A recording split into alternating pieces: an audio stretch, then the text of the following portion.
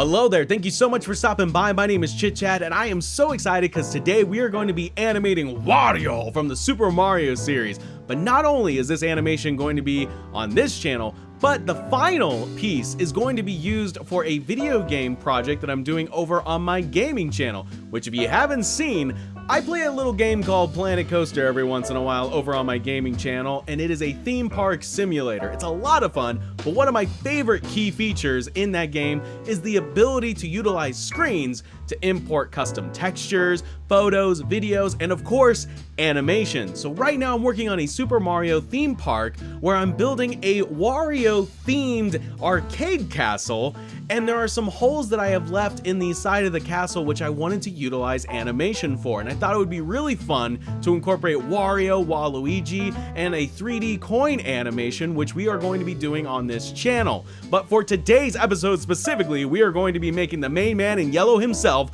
Wario! Alright, so the first step in this animation journey is of course the sketching phase, where we're going to be sketching Wario inside of Adobe Photoshop, and I love sketching inside of Adobe Photoshop. It's so much fun, and you'll notice that my drawings are super rough to begin with because I'm really just trying to get the basic shapes down and just the proportions and just the feeling of the character. I'm just trying to get a sense of, you know, the pose and how this character is going to be emoting and what they're going to be doing.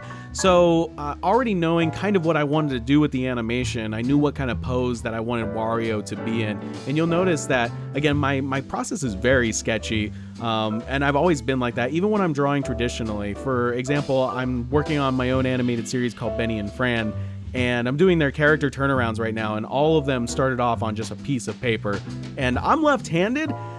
And so growing up, not only have I'm left-handed, but I've also been very heavy-handed, even when it comes to drawing. It's something that I've developed over time, but especially back then, I would always get lead just kind of smeared all over my fingers. And of course, if you have lead smeared on your fingers, then lead's gonna get smeared on the paper. So I was always a very messy artist growing up.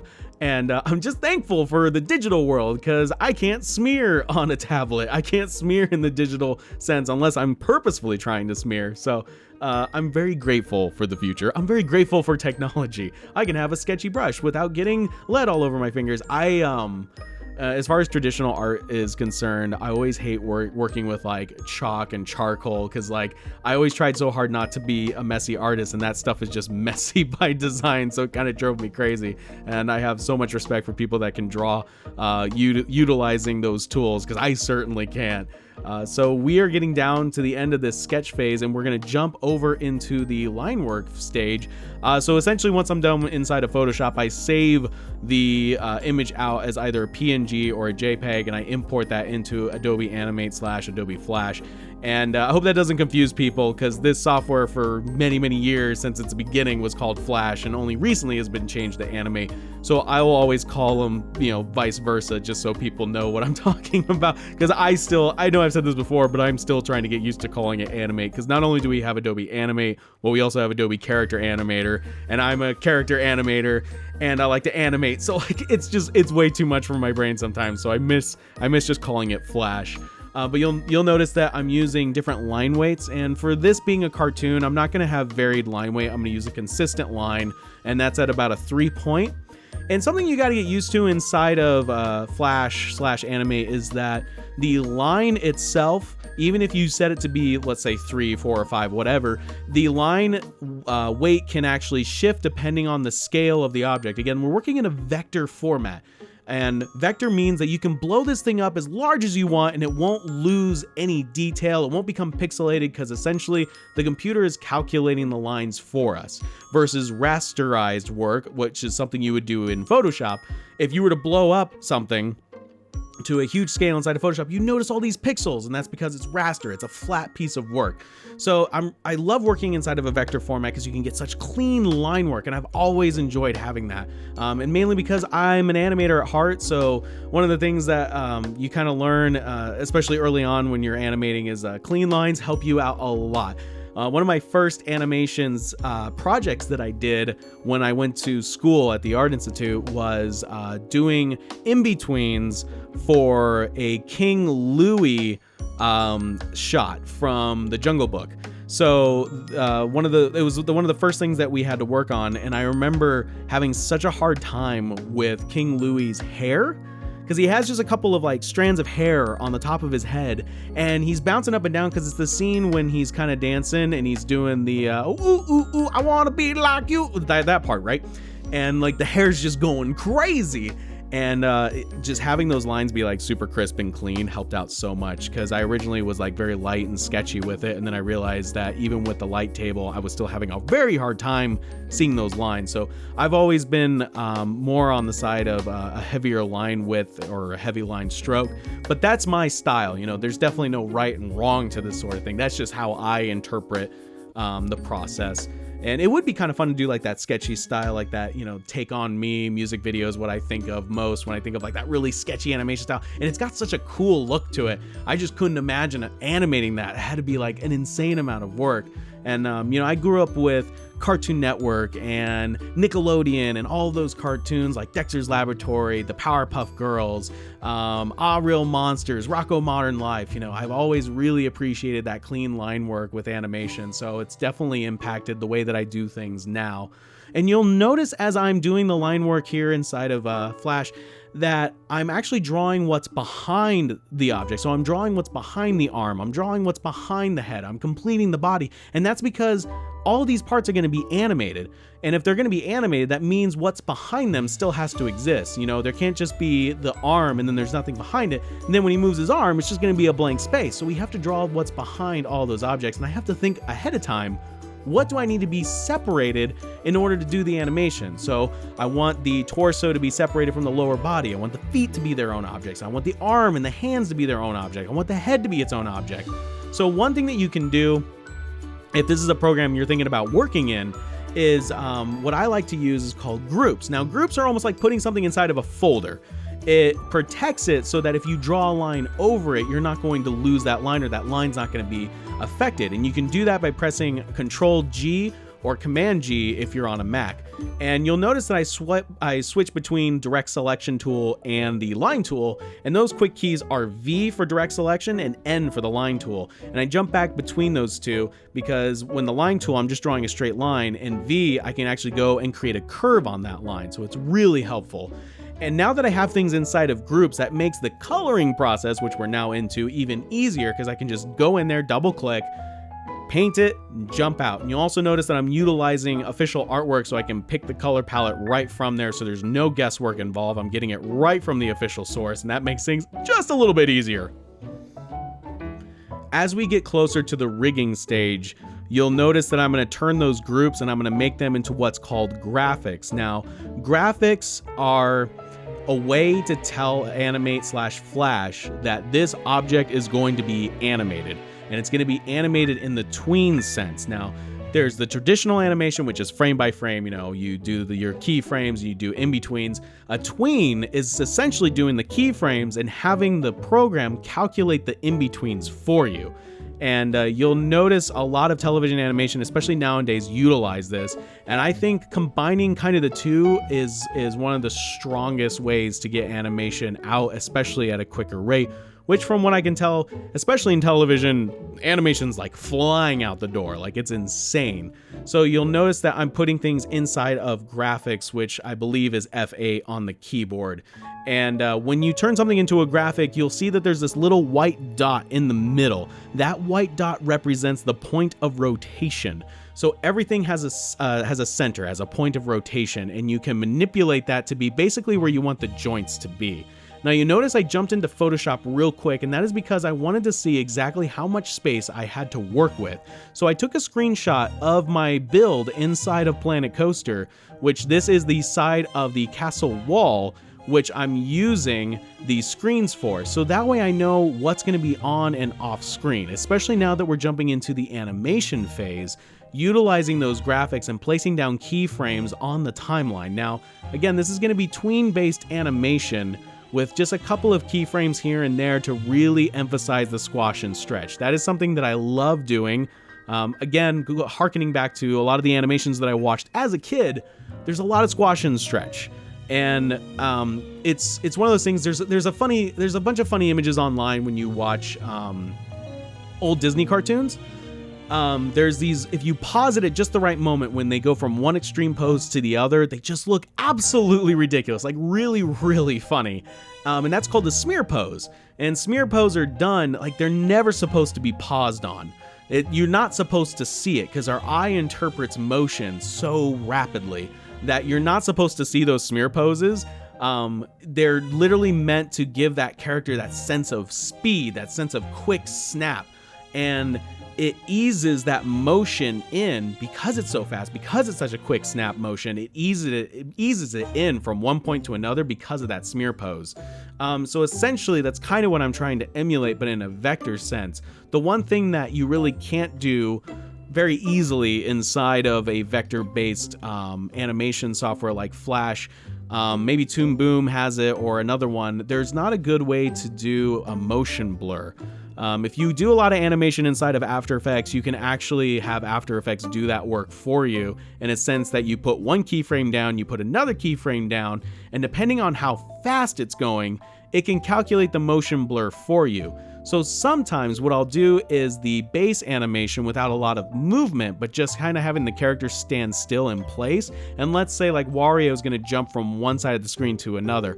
I'll just have him jump in place, and then in After Effects, I'll actually move him across the screen at the right keyframe, and then have motion blur turned on. So once he jumps, it can calculate that distance and apply the correct amount of motion blur. So sometimes that's kind of a trick to get away with it. And you'll now notice that his eyes are kind of going a bit crazy. That's because I'm trying to animate the eyes independently, because eventually we are going to add a blink to the character. And I was kind of silly and I didn't think about that ahead of time, which, it's kind of one of the key things I should have thought about, but for whatever reason, I just kind of forgot it because I hadn't animated in a while. So I had to do that after the fact. So I had to animate his eyes independently and then add a blink on top of it. And another thing that I decided to add, because it just looked kind of silly, was his other arm. Because originally I thought he would just kind of jump into frame with the diamond already in hand, or the emerald. It kind of looks like a Chaos Emerald, right? Like an oversized Master Emerald that's red, but the diamond in hand. And when I realized he jumped, I thought it would be more fun to have a weight distribution. So he jumps, but the diamond keeps going. And in order to really sell that, he has to have another arm in order to catch it. So I decided to add another arm to him. And you'll notice that I have to kind of retroactively re-add that back into all the keyframes, which... if you look at the timeline, all the dots represent a keyframe, and then all of the lines that connect between those dots are the in-betweens.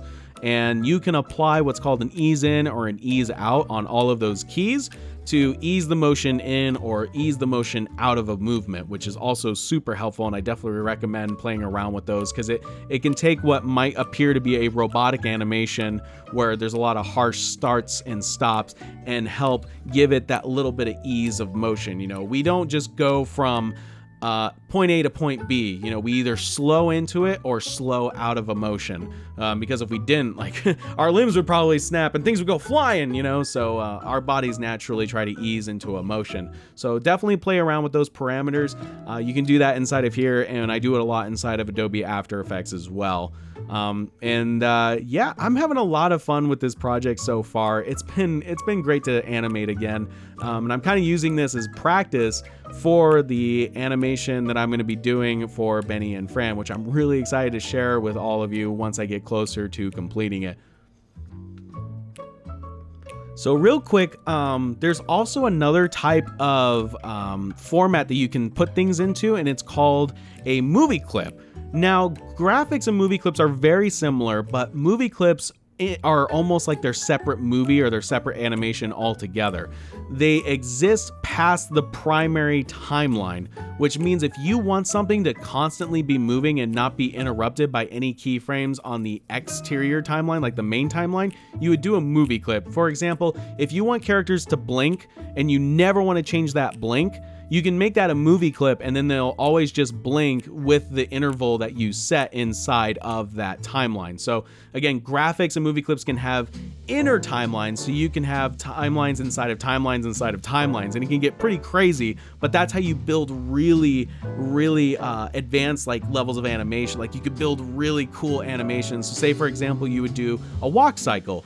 Well, you would just have a timeline with just the walk, and then on the exterior timeline, you could have it moving from one side of the screen to the other, and that way you have an animation, and then you can just have the character move. So that's kind of an example on how that would work. But now that we're getting closer to the end of the animation process, we're now going to be building the background, because once we get into the compositing part, we're going to need a background for the character, and I'm utilizing the coin that I've already built, which again will be a separate episode, and I'm really excited for that because we're going to be doing kind of pseudo 3D inside of After Effects. It's a lot of fun, and I can't wait to share that. So I decided to use that coin, and we're going to kind of build out this background. It's going to be a really rough background, nothing too fancy. I want it to kind of look like a cave, like he's, you know, found this treasure trove, and you're basically entering his treasure trove, which is the arcade. So now I think would be a good opportunity to answer some questions from the Discord. That's right, I have a Discord. There is a link to it down in the description below. So if you feel like being a part of an awesome community of people, feel free to join. There you can check out the Ask ChitChad section where you can ask me all sorts of questions. I've got a channel for just general questions, Planet Coaster, and of course art and animation. So I've got two questions, but they're both very similar to each other. One is from Wretched Will, who asked, could you please bring back the ABC art series? I'd love to see it. And what you're doing for the letter H, which was the last one I was on. And then Robert asks, you should upload more art and animation on your channel and make the next installment of the ABC Art Challenge. Thank you both so much for your questions. I really appreciate it. So for a while, and this was a while ago, I was doing an ABC Art Challenge just because I thought it would be really, really fun to do. And I was having a really hard time like psyching myself up for it, because I feel like I'm a stronger animator than I am just an illustrator. So I've been thinking about this a lot lately, and I think it would actually be a really cool opportunity to bring back the ABC Art Challenge, but instead of just doing art, what if we did the ABC Animation Challenge, where I would take a character for each letter of the alphabet and do a really short, like, let's say 5-second animation for him. I think that would be a lot of fun. So that's something I'm playing around with. If you all would like to see that, let me know in the comments down below. I would really appreciate it, because I think it would be a lot of fun. And I already started writing out characters that I would love to do animations for. And I think it'd be really good practice, because every character kind of has their own style and their own sense of movement. So it would be fun to give that a try. So again, thank you all for your question. If you want to ask me questions, feel free to join the Discord. And moving on back into the background, we're getting close to the completion on this one. You'll notice that I added a sort of a posterization effect, and that is just to kind of give it those really harsh outlines, but I tone that down a little bit by using the opacity and kind of knock it back so that the original shading is still there, but then you kind of have those outlines, which gives it that sort of geometric look, which I think, you know, in the Mario series in general, it just has kind of this really fun blend between geometric and organic. And I think even the Sonic series is really good with that too, especially if you look at, you know, the beginning stage, like Green Hill Zone. It has just that look, and I think Mario does it really, really well. So now that we're getting into the final compositing stage, we're bringing everything together, the background, the animation, and we're going to be adding effects like the shadow below Wario, which was just adding a shape layer and putting a mask around it and giving it just a little bit of a feather. And then of course animating it so that when he's farther away, the shadow is smaller, and then of course it grows as he gets closer to the ground. We're also going to be adding a slight highlight and shadow around Wario as well, just a really slight one. And then the last step is going to be adding a little sheen on the diamond, which I thought was really fun. And that was utilizing a tool set called Animation Composer, which is from Mr. Horse. It's a really fun tool set. If you need help with doing intros and outros on text, or even just simple animations for graphics, Mr. Horse is a great resource. I like to kind of use it as just an accent and then do the main animation myself, but it's a really cool tool, and I definitely suggest it. We're also going to be adding a vignette, which kind of just helps the eye draw itself towards Wario, towards the main centerpiece, the attraction. And as you see, we're now applying that highlight and shade that I told you about, which is essentially a bevel. And yeah, we're getting close to the final. I'm really happy with how this turned out. It's been a lot of fun. I would say I probably spent maybe 5 hours on this project in total. And that wasn't in a full day's worth of work. That was kind of spread out between multiple days, but I would say probably about 5 hours. But you'll see that I'm also doing a levels adjustment. I'm messing with the shades, I'm messing with the hue, the saturation, and just trying to get a look that I'm really, really happy with. And yeah, that kind of leads us to the finale. So let's go ahead and jump into the final look of this animation.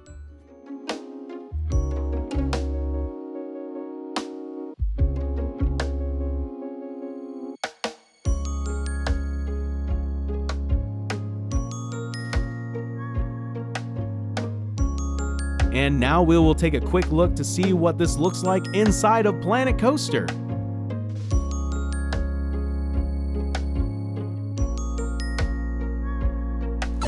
And that is the final piece for this animation. Again, I am so happy with how this turned out. It was a lot of fun and I really enjoyed it, but we're not done yet because like I said, we've got a couple more to do for this project. That includes Waluigi and a 3D Mario coin. Those are going to be future videos on this channel. So if you want to check that out, don't forget to subscribe, hit that bell icon so you're notified on the next upload. And as always, I will chat with you on the next episode.